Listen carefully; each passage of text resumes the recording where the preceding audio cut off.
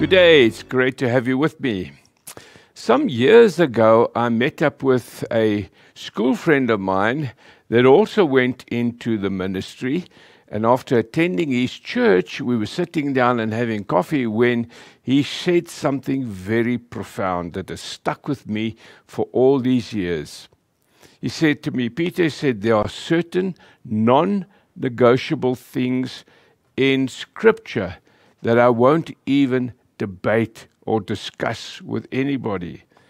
And so we talked about this, and he said the two basics are you have to believe in the Father, the Son, and the Holy Spirit.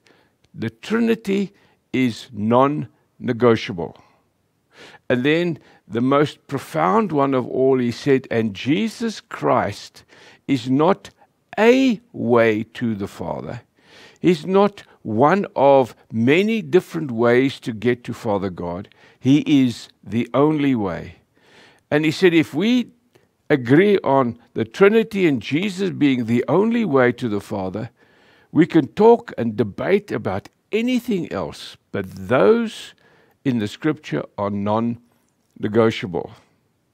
When I'm thinking about non-negotiable things, I remember many years ago I was privileged, my wife and I were privileged to have a short holiday at Victoria Falls in Zimbabwe.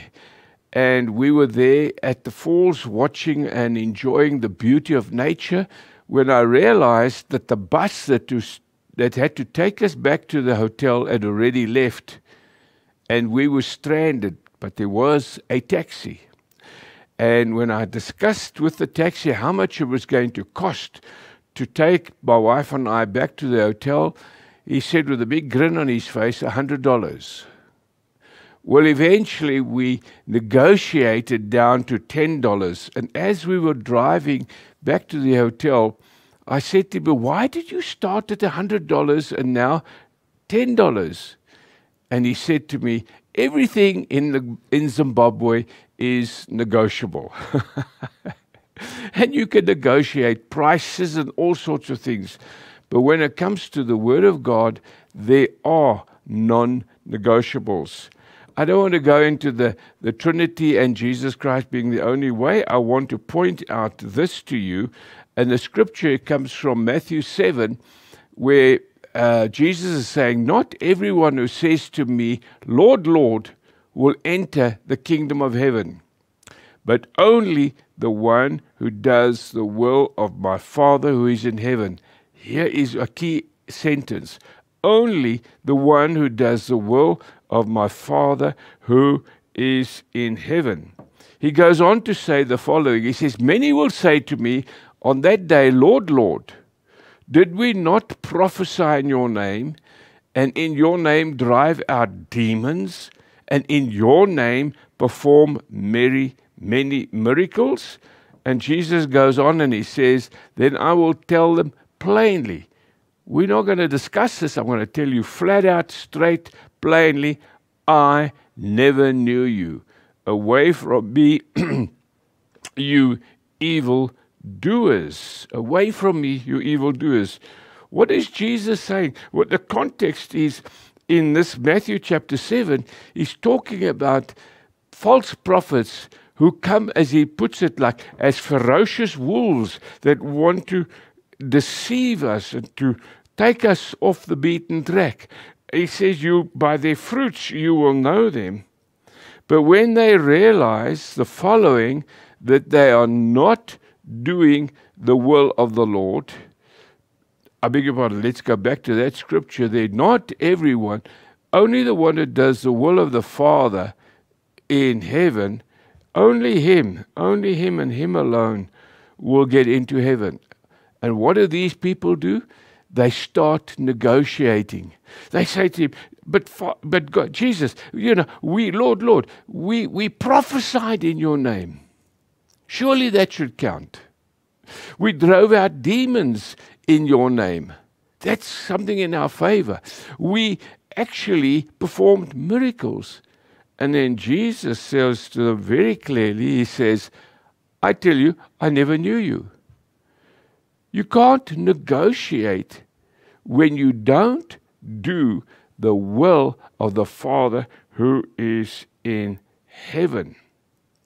Another important, and I want to stress this over and over and over again, another important non-negotiable in Scripture is found in this passage in Acts 4 verse 12. Salvation is found in no one else. No one else.